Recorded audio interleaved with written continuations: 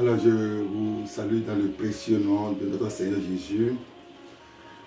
C'est encore une grâce pour nous de nous retrouver au pied du Seigneur ce matin, qui est le 4e dimanche après la résurrection de Jésus-Christ. Comme je le dis souvent, même si ce phénomène de coronavirus a obligé les gouvernements de ce que les portes des lieux de culte soient fermées, et nous sommes heureux de ce que Dieu, qui est omnipotent, omniscient, a planifié toutes ces choses en faisant de l'homme son Église. Et c'est pour cela que aujourd'hui, je me tiens devant le trône de Dieu pour parler de sa parole à son peuple. Donc l'Église n'est pas au fait fermée.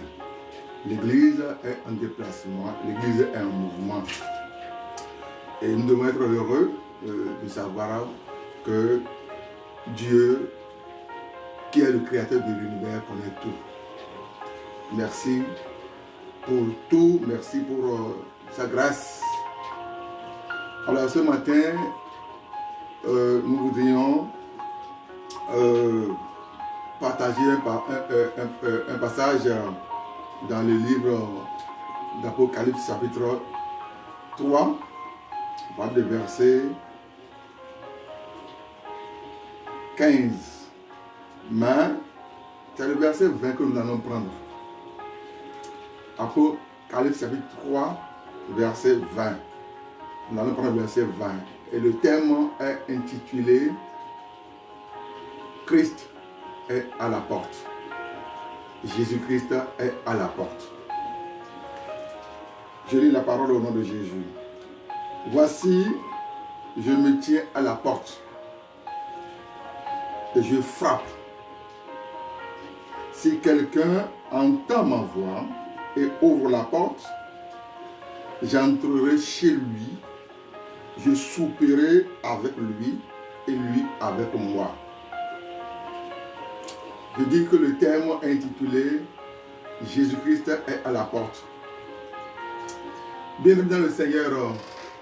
Lorsque je lis cette parole que Jean a reçue et qu'il a transmis à l'église de Laodicée,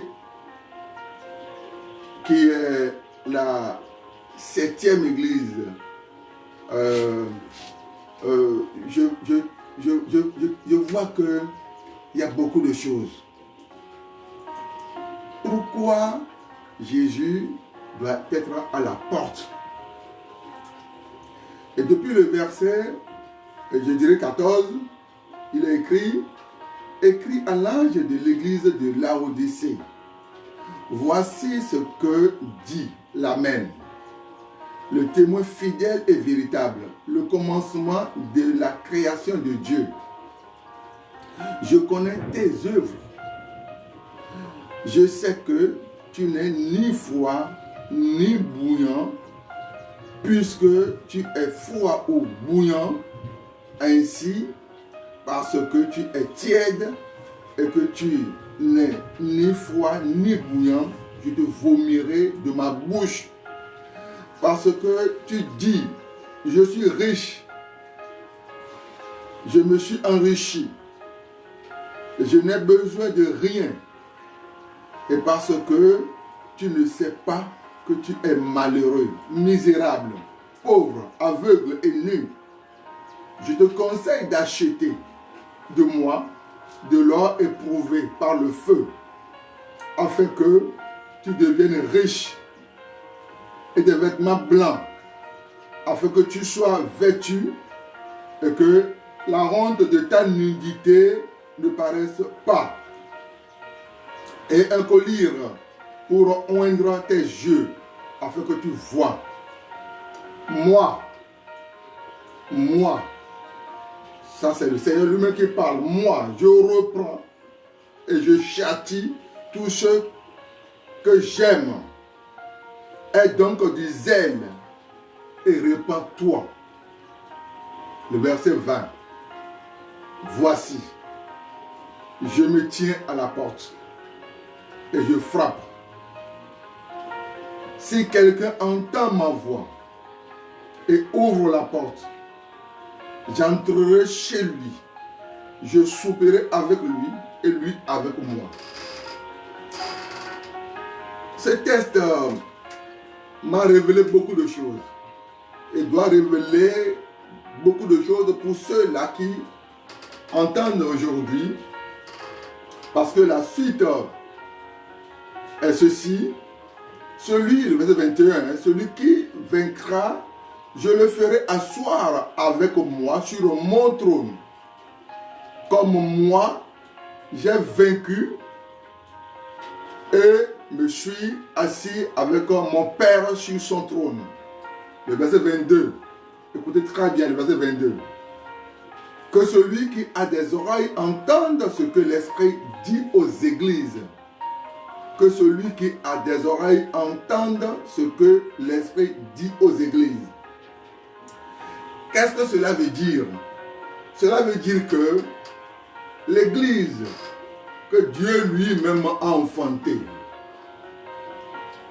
comme celle-ci, de Laodicée, Dieu dit qu'il connaît, il connaît ce qu'il pratique, ses œuvres. Dieu connaît les œuvres de cette Église. Dieu connaît nos œuvres, nous qui sommes des croyants, des filles d'Abraham. Dieu connaît nos œuvres. Dieu sait ce que nous faisons. Pourquoi? Parce que il a dit dans le livre de Jacques chapitre 1 verset 18 que c'est lui qui nous a engendrés. Dieu a engendré un fils. Dieu a engendré son peuple. Il a une orientation que Dieu a donnée à ce peuple. Et que le peuple doit pouvoir suivre. Et c'est pour cela, en mettant Adam dans le jardin, Dieu n'a pas voulu que Adam soit libre et faire ce qu'il veut. Dieu a déposé Adam et Ève dans le jardin pour que lui-même Dieu puisse les suivre. C'est normal. C'est tout comme il y a un adage béninois qui dit ceci, et cette parole-là est venue de la tribu du centre du Bénin, qui dit ceci: une chambre qui est construite, c'est tout comme la chambre a été achetée. Une chambre qui est construite, c'est tout comme la chambre a été achetée. Pourquoi? La parcelle a été achetée. Les dépenses qui ont été faites sur cette parcelle, c'est tout comme le propriétaire. En griffe, c'est Dieu qui est le propriétaire. C'est tout comme le propriétaire, celui à qui appartient ce domaine, ce lieu. C'est tout comme il a acheté la chambre, parce qu'il a dépensé de l'argent. Et s'il a dépensé de l'argent pour avoir cette chambre, pour avoir ce chez, cette maison, qu'est-ce qu'il pourra faire de cette maison? Est-ce qu'il va rester dehors? Ou s'il arrive à avoir des enfants, j'imagine, ou s'il a des locataires, des gens qui sont dans cette maison, est-ce que ces gens de la maison-là vont fermer cette maison et maintenant laisser lui le propriétaire, celui-là qui a dépensé de fortune pour que cette maison soit maison? Alors moi je suis en train de faire cette caricature pour que vous puissiez comprendre un peu, parce que j'ai eu cette pensée-là de mon Seigneur. Je pense que le propriétaire de cette maison ne pourra pas du tout être à l'aise, ne pourra pas être content de voir les occupants de cette maison qui n'ont pas pu avoir l'opportunité d'ouvrir, l'opportunité de chercher à ce que le propriétaire puisse rentrer dans cette maison. Alors donc, si c'était le cas, que le propriétaire ne pourrait pas être d'accord s'il est resté au dehors, eh bien, qu'est-ce que nous pouvons dire de notre Dieu, qui est le propriétaire de l'univers, qui est le propriétaire de cette terre? Lorsque moi je lisais aussi le livre de Jean, chapitre 1, il a écrit que Dieu, au commencement, était la parole. Au commencement était la parole. Vous le savez très bien.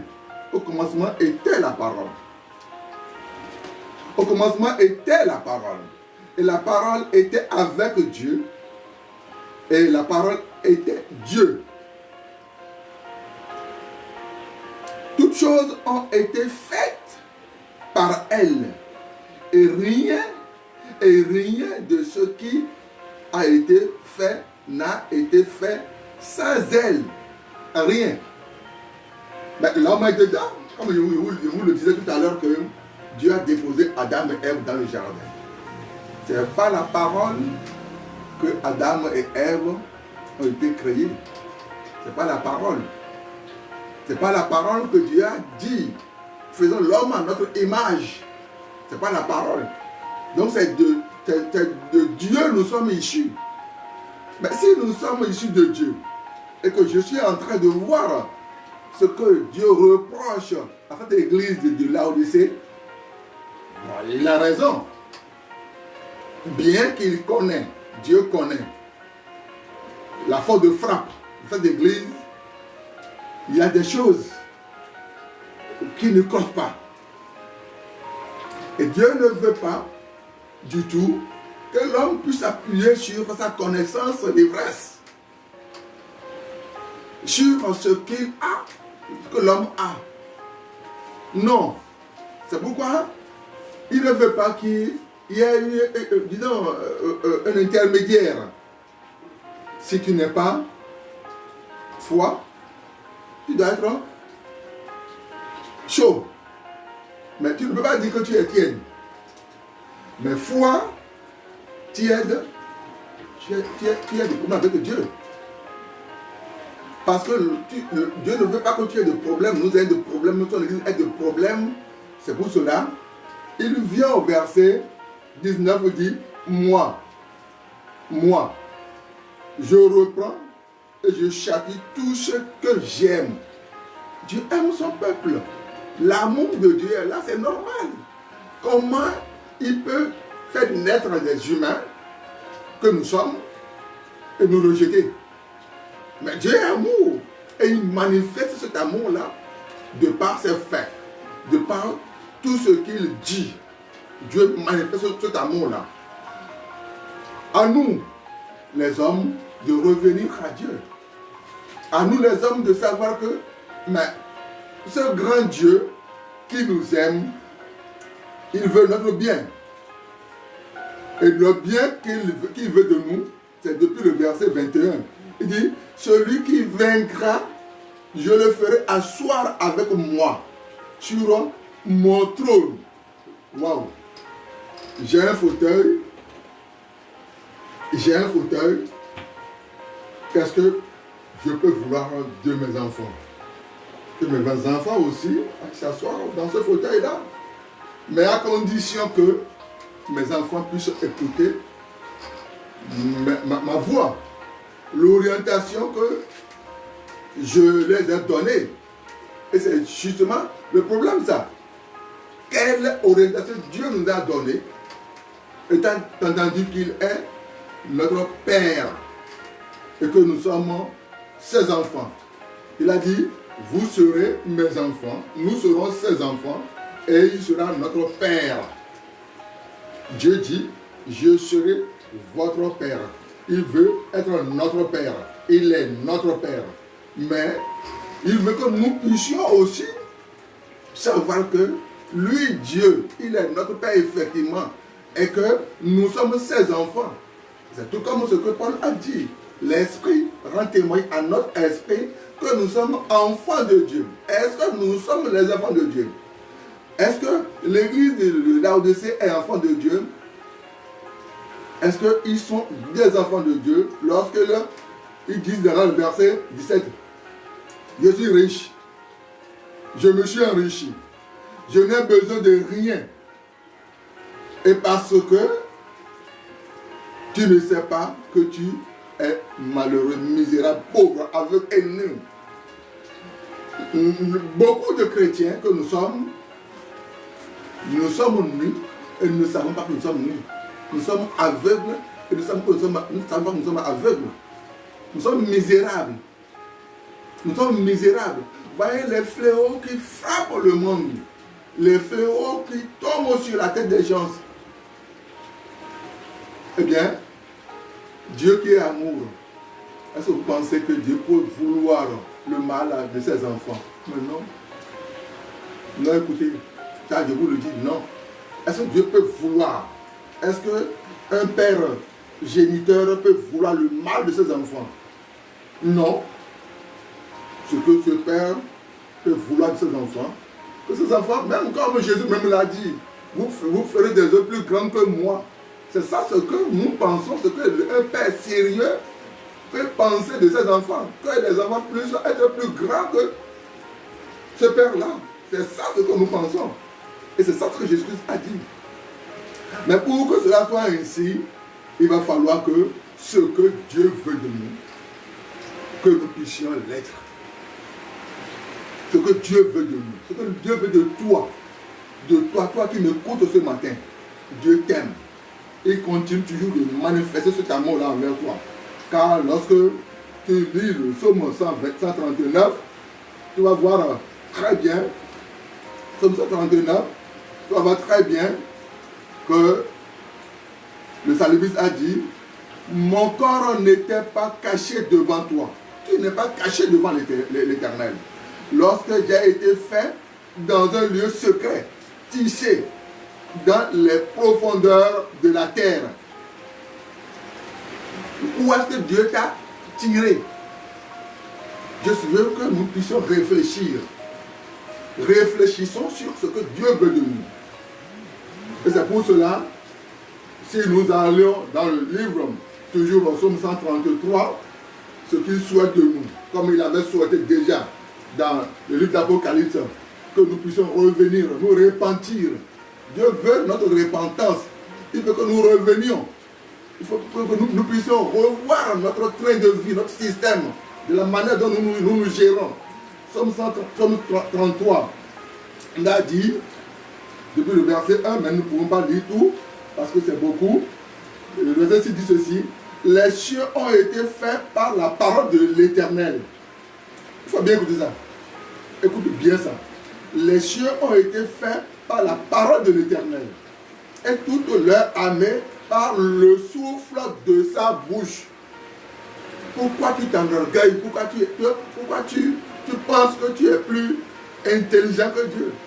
L'église que nous sommes, nous pensons que nous sommes plus meilleurs que... Nous ne sommes pas meilleurs, non. Voyez un peu ce que dit. Le verset 8 dit ceci. Que toute la terre craigne l'Éternel et que tous les habitants du monde tremblent devant lui. Dieu voudrait, Dieu veut te dire ce matin, tremble devant lui.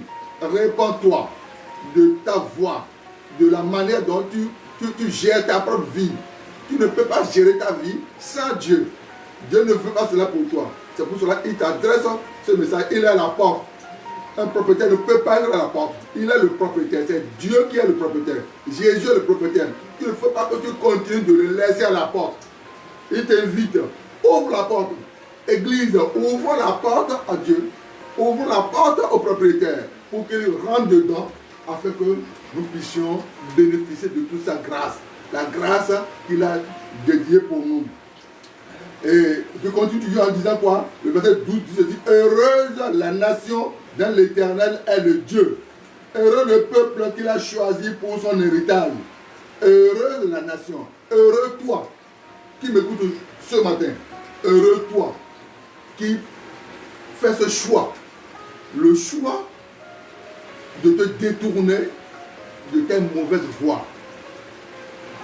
Le choix de te détourner de tes mauvaises voies. Reviens à l'Éternel. Dieu veut que l'homme revienne à lui. Nous devons revenir au Seigneur. Il va nous accueillir. Il sera heureux. Regardez l'enfant prodigue lorsqu'il est revenu vers le Père. Est-ce que le Père l'a chassé? Est-ce que le Père n'a pas fait un festin?